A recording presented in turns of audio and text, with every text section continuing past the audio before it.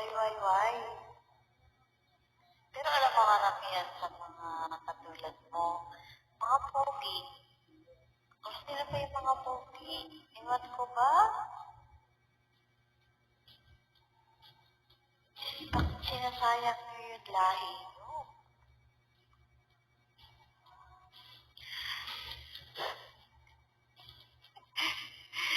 Dali niya ako ng kaso.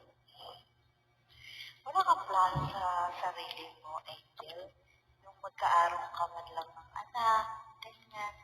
Kahit ganyan ka. Masarap ang may anak. Sa totoo lang kahit mahirap. Eh hindi, pagkakalat ko, pogi ka talaga, totoo yan. Lakad pa ng katawan mo.